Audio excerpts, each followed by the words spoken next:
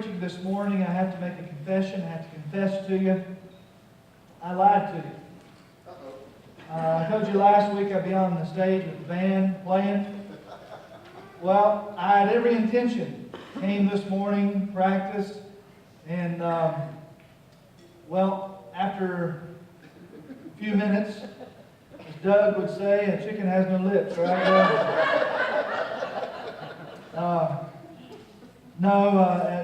The reality is I haven't played nearly as much as I should have in 20 years, and Kyle has the greater skill.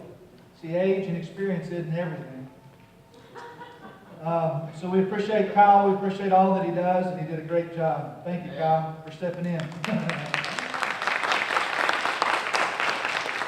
We felt like the veterans and those that have given their lives deserve the best, and it wasn't me. So there you have it. I apologize for the lie. All right.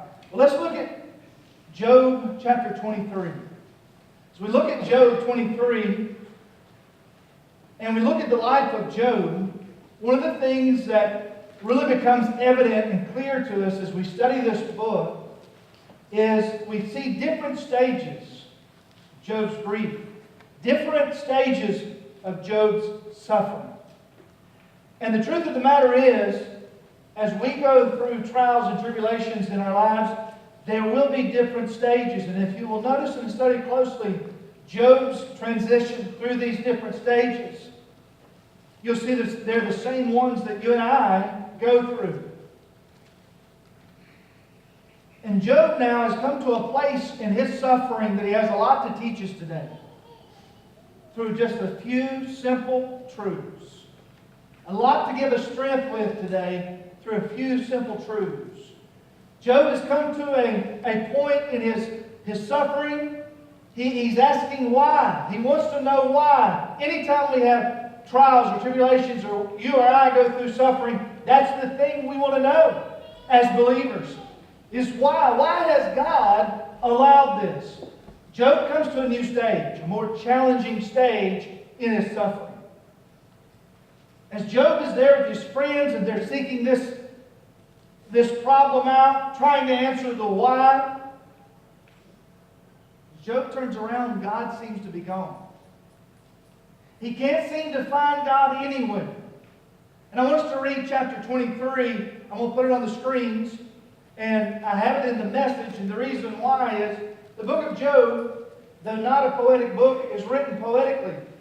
And in the message, it gives us a little clearer understanding of the conversation that Job is having as he's seeking right now. Where has God gone? And all of his suffering, the one strength that we've seen so much in Job is he's able to commune with God. He's able to, even though he's asking why, and now as he turns around, he can't seem to find the presence of God anywhere.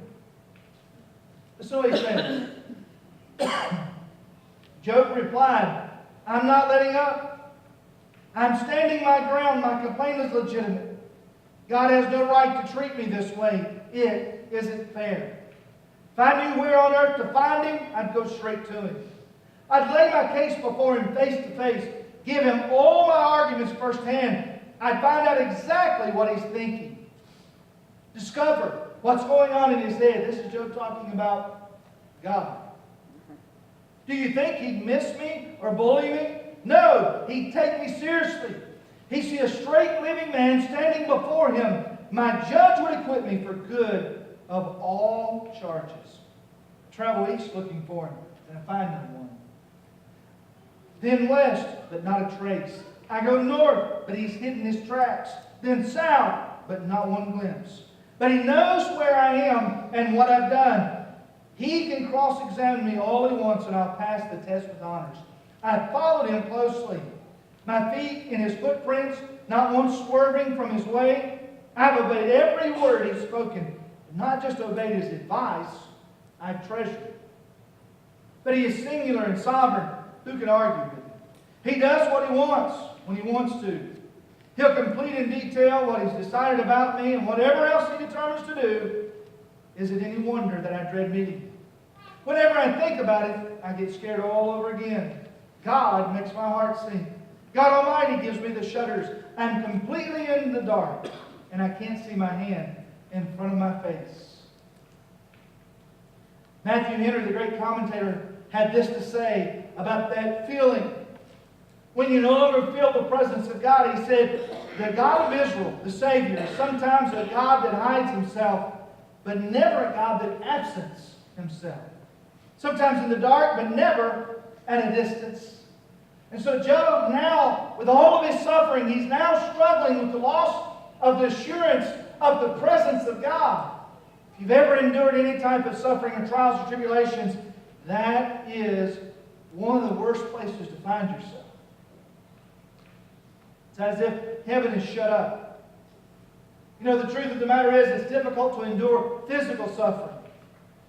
It's difficult to endure when God seems to lift his hand of protection from our lives, when his promises for the future seem to have escaped us. But when we lose the assurance of his presence, that is hell itself, isn't it? Here he says, in chapter 22, it says that just like a spouse that is gone or a loved one who has died, the lonely survivor searches room to room, hoping death is only a dream. Job is searching everywhere for this assurance of God in his incredibly difficult time. Well, what's going on here? Here's something I want you to write down this morning and think about.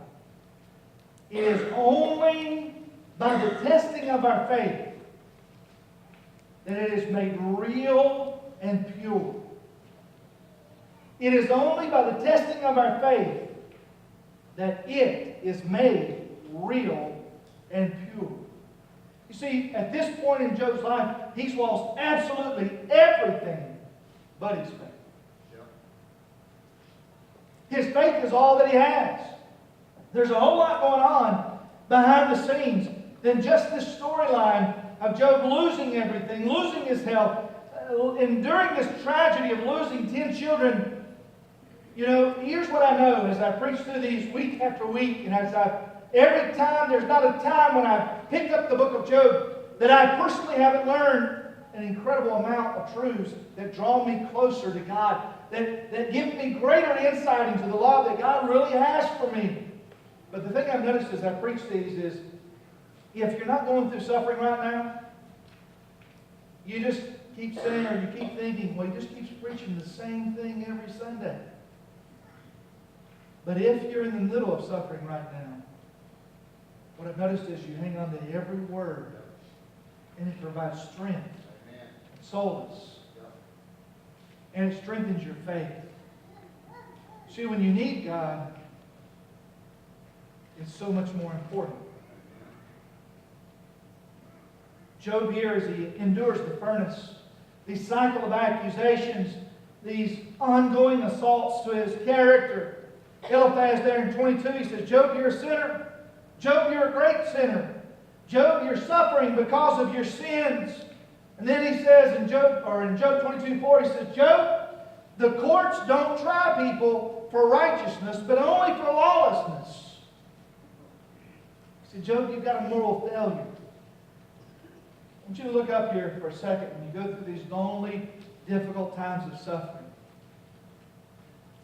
There are multiple places in the Bible where good, godly people endured trials, suffering, tragedy, loss.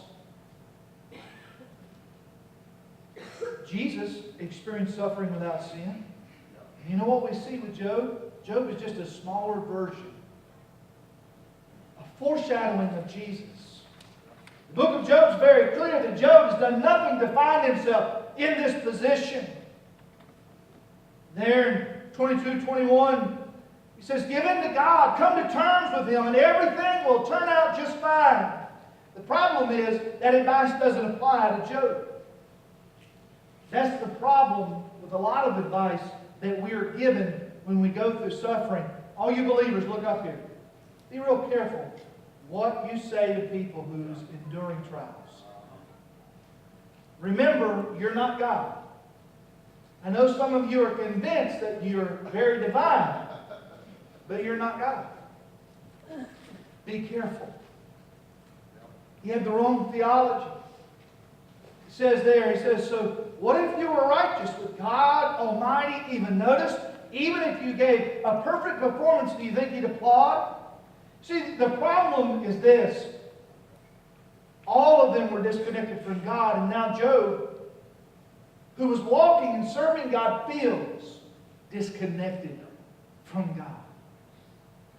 That's one of the greatest parts of the suffering, is when you're overwhelmed with your grief and you feel disconnected from God. Listen to what Job says as he's struggling with this. He says, you agree, don't you, that God is in charge? He runs the universe. Just look at the stars. Yet you dare raise questions. Why does God know? From what? From that distance in darkness, how can He judge? Job is desperate. He's looking. And he can't seem to find the presence of God. You say, Pastor, why is the presence of God, the assurance of the presence of God, so important? That's where our strength and our comfort come from. Amen.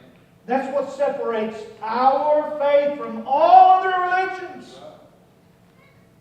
It's the assurance of the presence of God. We don't serve a man-made or a made-up God. But now Job is desperately disconnected, desperately seeking for the assurance of God. He said, I'd just like to find Him and present my case. I'd just like to know that He's there.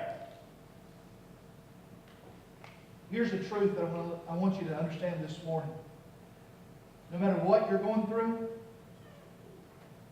God is never distant. Out of 22 and 23, in reality, out of chapters 1 through 42, the main thing that you want to know about the book of Job and suffering is this: God is never distant. Our circumstances, our emotions, our problems, they can make us feel like He's distant. But the truth of the book of Job is He's never distant. So we come back to the question of the why. Job wants to know why. You want to know why. We need to know the why of suffering for believers, for good people. Number one, let's look at enduring the furnace experience in our own lives. On the road to the furnace, this why question seems to plague us. It seems not necessarily to draw us closer to finding the presence of God, but sometimes it seems to draw us away from the presence of God as we search for the why answer rather than God. If you've been through real tragedy or suffering or loss, you understand. I'm not criticizing. I'm just telling you the truth. But I want you to remember this. Why do we go through suffering? Remember, we learned in the very first sermon the reality of this. We wonder, well, if God came and died on the cross to save us from our sins, why didn't He take all of this pain, this misery, our sin and suffering immediately away when we gave our heart to Him? Well, the truth of the matter is, remember, this is the process of sanctification. If He had taken away all of our sin at one shot, it would have destroyed us. But that is part of the reason for the furnace. Stephen Opert, in his book, The Way of Holiness, he said it's a war between the flesh and the spirit. So I don't understand what you're getting at, Pastor. Listen to me very closely. I hear all kinds of these many theologians go over in chapter 7 of the book of Romans, and when Paul says the things that I wish to do, I do not, and what I do not wish to do, that I do, and they use this for an excuse to defame the name of God in the name of grace. But let me give you a better answer, a truer answer. Let me give you the truth. You know what's going on in Paul's life? You can't just read the book of Romans and leave out the book of Acts. You can't ignore what was going on in Paul's life as he wrote that. Paul wasn't a man struggling with internet pornography. He wasn't a man struggling with whether to stay faithful to his wife, whether to cheat on his taxes or not. Paul was going through intense suffering for the glory of God in the gospel. And if you would lay chapter 7 of the book of Romans over the book of Job, you'd see incredible commonalities. Paul's asking the why question as he's being stoned, as he's being imprisoned, as he's being striped for the glory of God. And he's looking into himself, just like Job is, and Job's friends are. And he's asking, why this furnace, God? But then if you continue to read the book of Romans and you get to chapter 12, see, that's the problem with many theologians is they'll pull one chapter out of the Bible and create a theology for themselves. When you get in the middle of the furnace, your own theology, it does not help. Paul answers the question. Romans 12:1. Listen to what he says. He says, I appeal to you therefore, brothers, by the mercies of God, to present your bodies as living sacrifices, holy and acceptable to God, which is your spiritual worship. Do not be conformed to this world, but be transformed by the renewal of your mind, that by testing you may discern what is the will of God, what is good and acceptable and perfect. I love what J.B. Phillips says about Job and his situation.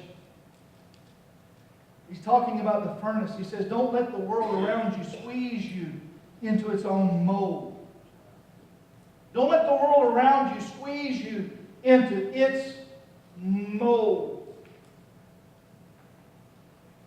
We look around, and every week, for how many months has there been a school shooting?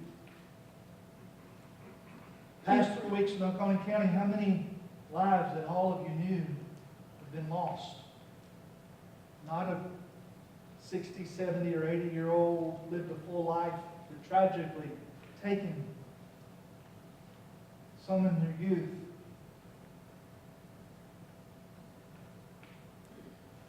The why of the furnace, listen. Our country that we love and we celebrate today, if we had a remnant of pure believers that had not allowed the world to squeeze them into its mold, is the only hope for our country, our future, our children, our grandchildren. Someone posted, after all these tragedies, I see it every time a tragedy comes up, they post on social media, we need to put the 10 Commandments and prayer back in school. You've missed the point. We need to put God back in the center of our homes. You know what does that? I wish a sermon like this would motivate you to do that. But you know what motivates you to do that? The heat of the furnace. It's the heat of the furnace. You see, look here. If God would just send a prophet and we'd all bow and we'd all put God in the center of our lives and it'd be all done. You say, well, why didn't He do that? He has time after time after time. It's the point of the Old Testament. It's the endless, ugly cycle. It wasn't until He allowed the furnace to get hot till the people started beginning to seek His face. Why the furnace? You say, well, wait a minute, preacher. When you talk about us not being in the same squeeze or the same mold as those around us, what about Jesus? He ate and He drank with sinners, right? Yep. But Hebrews 7:26 says He was holy, harmless, undefiled, separate from the sinners.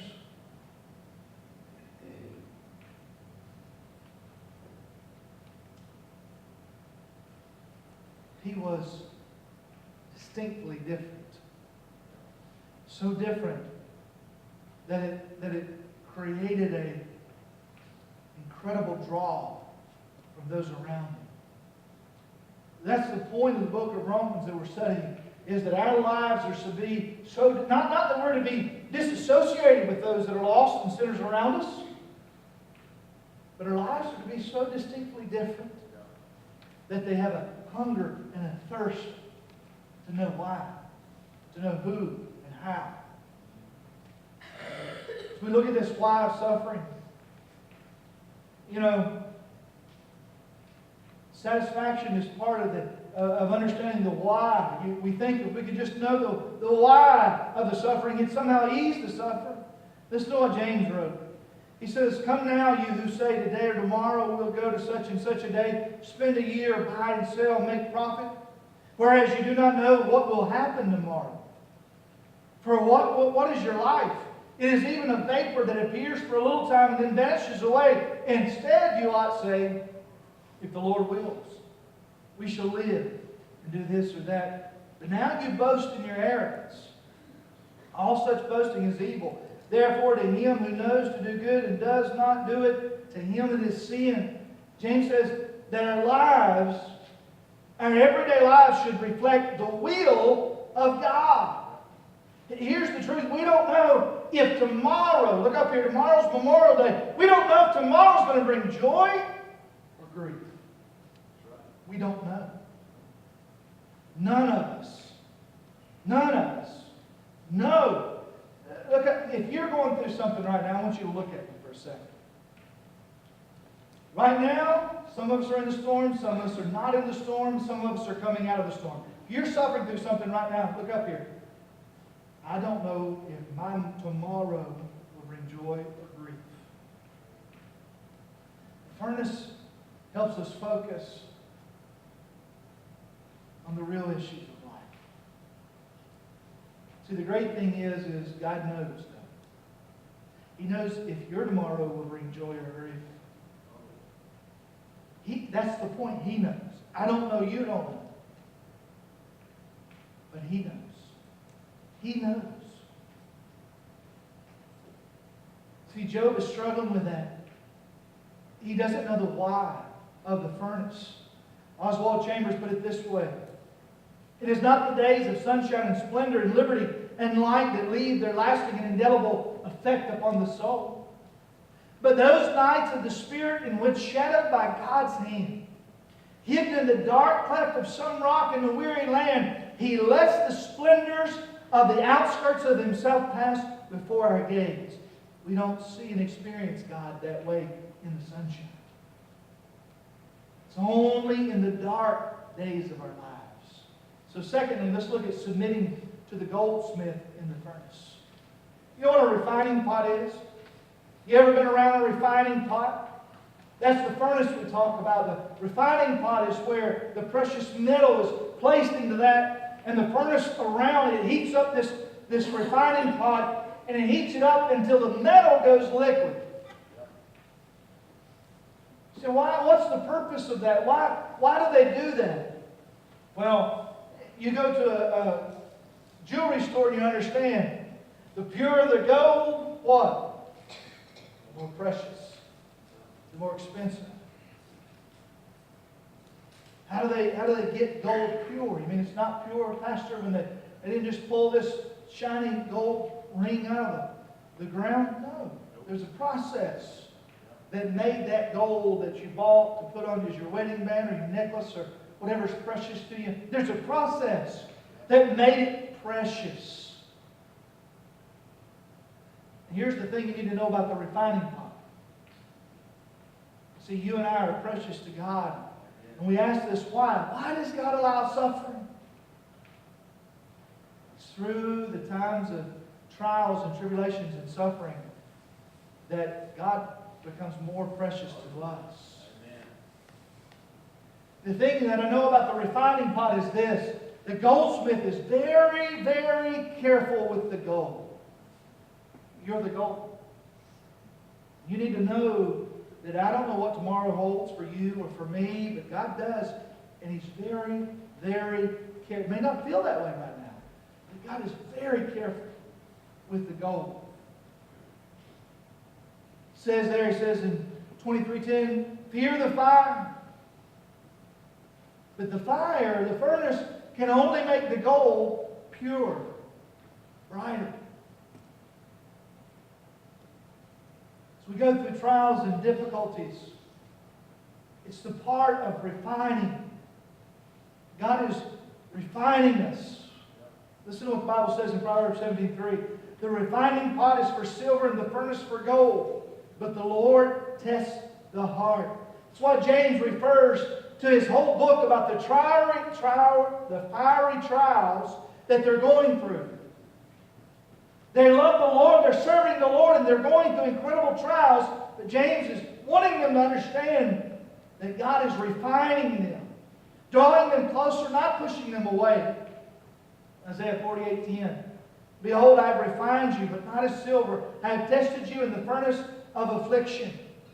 Pastor, what's the purpose of us going through fiery trials? One word. Impurities. Impurities. The fire, when we're in the fire, we suffer physically, emotionally, spiritually. And you know what the goldsmith's doing? It's purifying us physically, emotionally, spiritually. What's incredible about the master goldsmith is this. He has his eyes on the gold and his hand on the furnace. Whatever you're going through, you need to understand that God never takes his eyes off you. That's the point of these two chapters. That's the point of the story of Job. Job feels like he's the furthest from God he's ever been in his life. But what we're learning from this, the truth is this. God has never taken his eyes off of Job. I don't know what it is that you're going through, but God's never taken his eyes off you. And he has his hand on the furnace. He controls the heat. Think about the Hebrew children in the fiery furnace. 3 went in. 4 appeared. 3 came out. So where's the 4th man?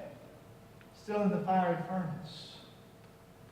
See, there's never a time when God takes his eyes off of us, and his refinement is not meant to destroy us.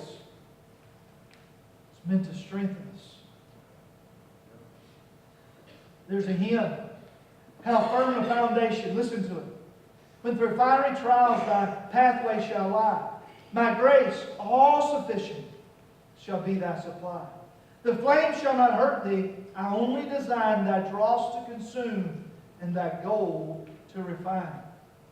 Read a story this week as I've been studying this issue of suffering and loss. God's refinement of a man and a little girl who lost her mother. He lost his wife. And there they were left by themselves, and they're grieving together. And that first night, she came to the door of her dad's bedroom, and she knocked on the door, and she said, Dad, can I sleep in here with you? He said, sure. Just bring a cot in. So she brought in her little cot and placed it up there beside him. And in the middle of the night, she began to weep. She said, Daddy, it's just so hard. It's just so difficult. And her dad, the best that he knew how, he tried to encourage her. Fighting back tears, he said, listen, God will take care of us. God will put his arm around us. I love what she said. You might want to remember this. She said, I know, Daddy, but tonight I needed an arm with some skin on it. If you ever wondered what your role is, it's not to be Eliphaz or Boaz or some of these other critics that came to judge Job. Our job's not to figure out why people are suffering. Our job is to be the skin of God sometimes. That's our job. But you can relate if you've ever been through suffering. Sometimes we do just need an arm with some skin on it. The truth of the matter is, Job doesn't know it. If you're in the middle of loss or suffering, you don't always realize it. But God's closer than that. Another story I read this week was about John Arthur, a preacher, dedicated to the gospel and ministry, and through a series of vicious gossip and lies, his wife left him. He was determined to continue to preach. Jeremiah 12:5 says, if you have run with the footmen, they have wearied you, then how can you contend with horses? And if in the land of peace in which you trusted they wearied you, then how do you in the floodplain of the Jordan exist? As his trial got lengthier, losing his wife, John admitted, he said, I was a fair-weather believer, even as a Christian. He said, but after the testing of my faith, he said, I'm kind of like hopeful in Pilgrim's Progress. If you don't know what Pilgrim's Progress is, it is an old fiction story of one man's faith, one man finding faith. And they tell the story, they use this ideal of the Jordan. Many times in the Old Testament, the Jordan River is used as an illustration of a trial, crossing a trial. Listen to what he says as he writes, John Arthur. He says, for standing in the swelling of the Jordan, cold to the heart, with its dreadful chill, and very conscious of the terror it is rushing, I too, like hopeful, can call back to you, who one day in your turn will have to cross it. You understand what he's saying? He's standing, John the preacher, standing in the middle of his trial, and he's saying, listen, I was a fair-weather Christian until God allowed me to go into this suffering. Look here. He said, now I want to speak to the rest of you. All of you this morning, he's speaking to us. Here's what he says. He said, be of good cheer, my brother, for I feel the bottom of the river. It's sound. That's what Job is seeking. He said, well, what in the world is God doing to Job? If Job feels like he's lost the presence of God, Pastor, what is God doing? What is he developing in Job? Here's what he's developing. Here's what you're suffering if you'll continue to trust God. Here's what it will develop in you.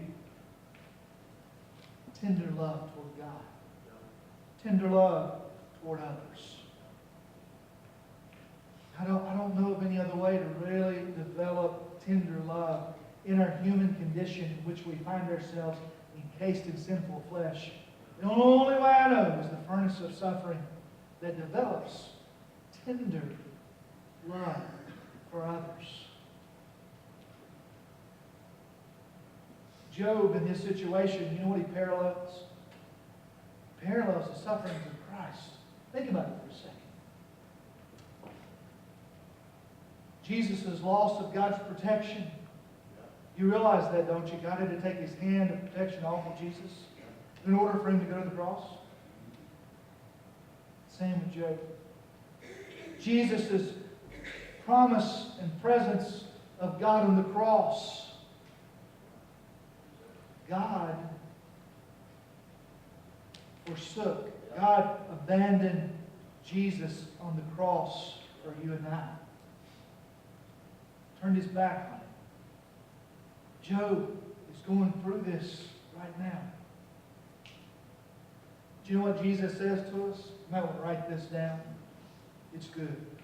Revelation 1:17. He said, I am he who lives and was dead. And behold, I am alive forever. Amen. And I have the keys of death and hell.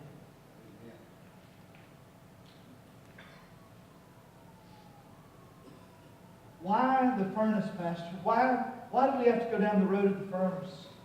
You think about these questions for a second. As you look at your life, and I look at mine in our day-to-day lives. In our day-to-day lives, and our hour-to-hour decisions, do they really reflect a life of faith?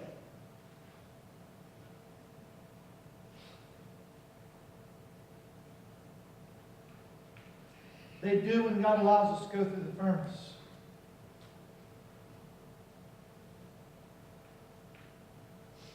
We're in a situation where we learn that we really don't have a choice except to seek the Master's hand. That's what the furnace does. Here's a question. Does that bother you?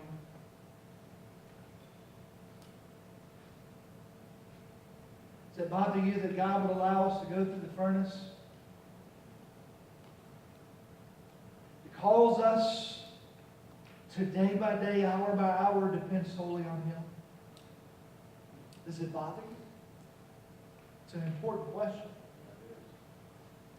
Does the idea that God who loves us, who died for us, would allow us to go through the furnace, does that bother us?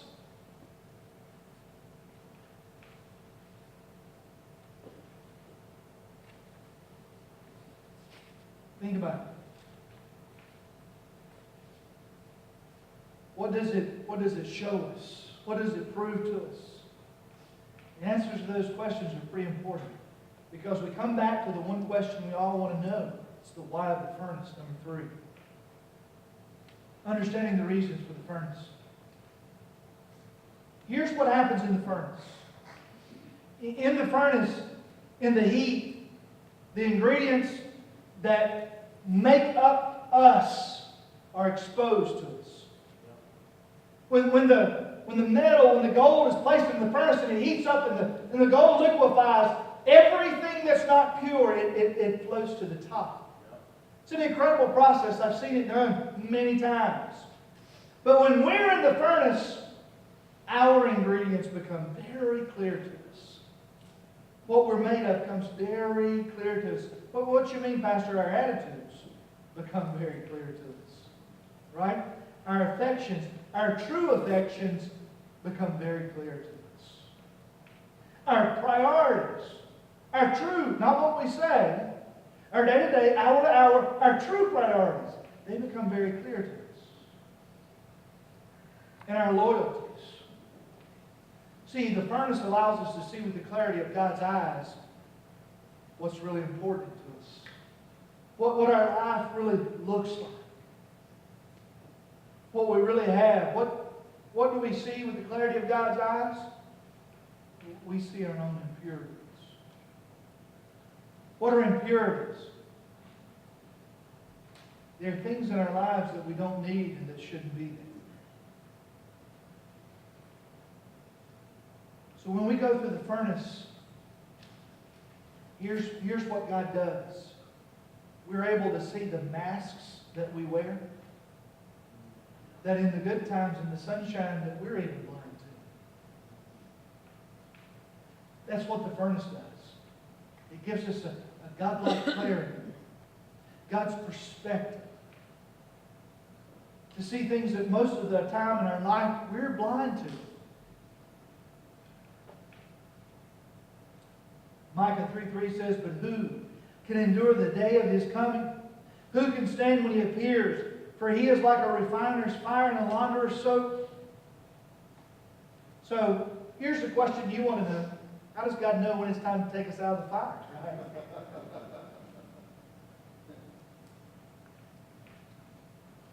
When he sees his reflection in us.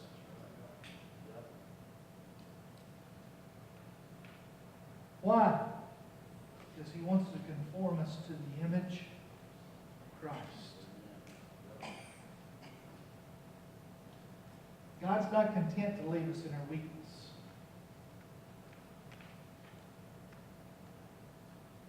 He takes us into this dark night.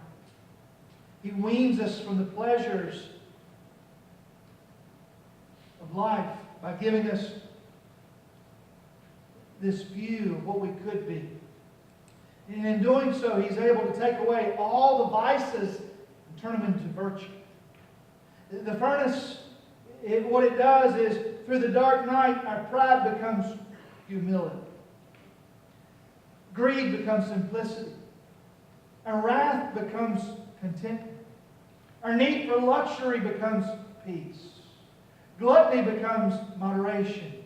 Envy becomes joy. Sloth becomes strength. It's only through the furnace that those are produced. Here's the truth. No soul, no one's soul will ever grow deep in the spiritual life unless God works positively in that soul by means of the dark night. Job begins to get it. Well, what do you mean get it, Pastor? Listen to what Peter said. Give you a little better understanding. 1 Peter 1:6, "In this you greatly rejoice," talking about our sufferings. "Though now for a little while, if need be, you've been grieved by various trials, that the genuineness of your faith, being much more precious than gold that perishes, though it is tested by fire, it may be found to praise, honor, and glory at the revelation of Jesus Christ." You see, after refining gold, after God refines us, then we'll be pure enough to be made into a crown that's fitting for a king. Stephen Olford gave 3 very practical things to learn from suffering. Listen just for a second. Majorly important, God knows. He says no matter what's going on or where you are, God knows. It's worth writing down. Number 2, he says, God is using your trials and tribulations to refine you into conformity. Number 3, He's using your trials to make you strong, to make you stand.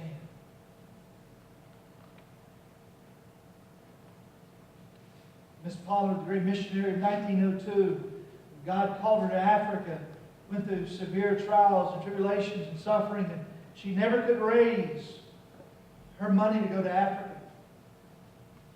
Finally, through the furnace, God taught her an important lesson. Here's what I want you to leave with. Here's the answer to the why of the furnace. What's the purpose of the furnace? Why does God use the furnace? Pastor, isn't there a gentler way? Why the furnace? Listen to her hymn. Have thine own way, Lord.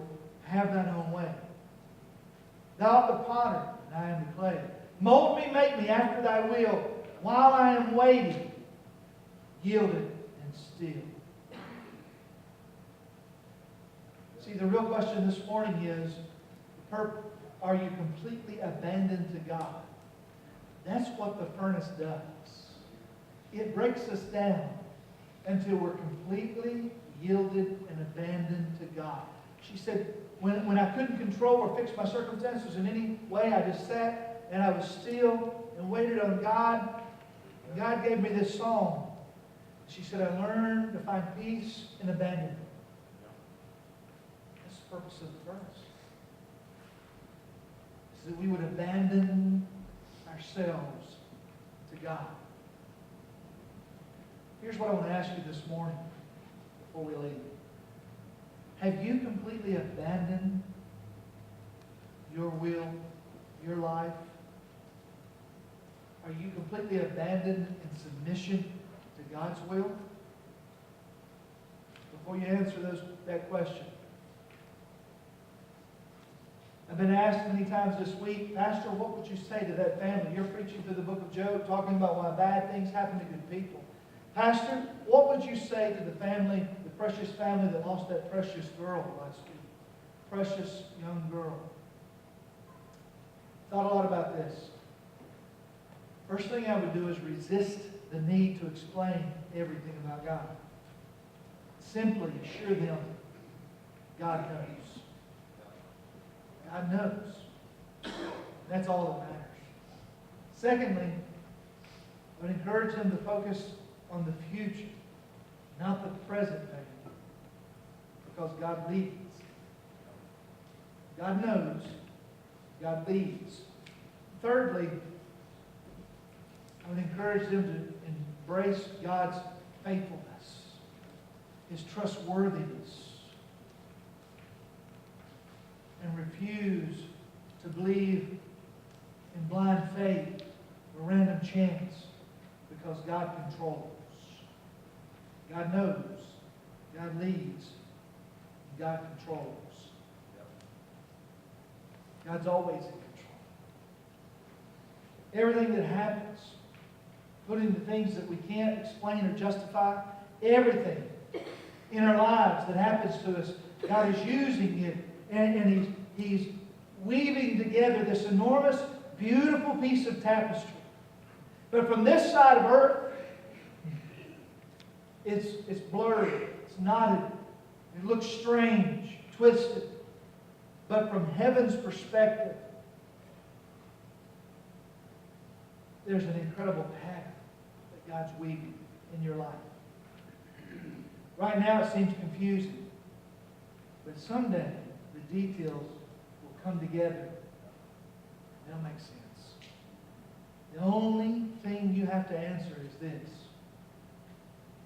are you completely abandoned to Him? you bow your heads this morning? Where are you in your walk with the Lord? Are you completely abandoned to Him? Maybe your furnace is hot. Remember, God knows. God leads. God controls. He is trustworthy. He's faithful. And if you'll abandon your life, He'll make an incredibly beautiful, beautiful masterpiece. Amen. To be used to help others and bring Him glory.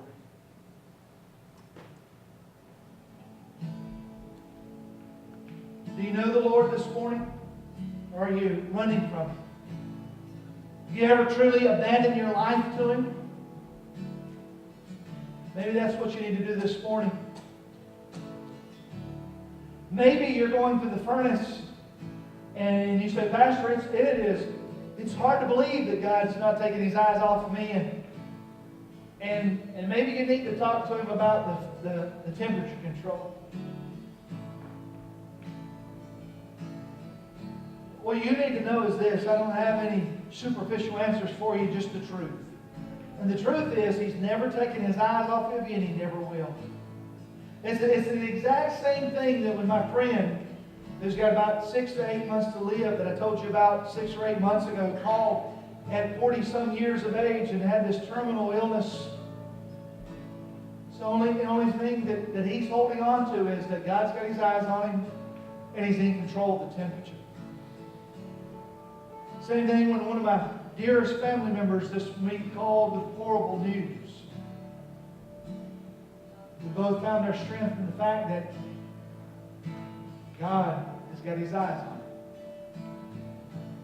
That's what you need to know this morning. This morning I'm going to open the altar up. If you've never given your heart to Jesus, you need to do that. Amen. There's nothing in life that will mean anything without a relationship to the Creator, to the goldsmith. Maybe this morning you need to come and join our church. Maybe you need to come and just get on the altar. Father, into your hands we give this time. May you be glorified and worshiped through it in Jesus' name. Amen. Would you stand and worship with me this morning? There is a truth older than the ages. There is a promise, things yet to come. There is one born for our salvation, Jesus. There is a light that overwhelms the darkness. There is a kingdom that forever reigns. There is freedom from the chains that bind us. Jesus, Jesus, who walks on the waters, who speaks to the sea, who stands in the fire beside me. He roars like a lion.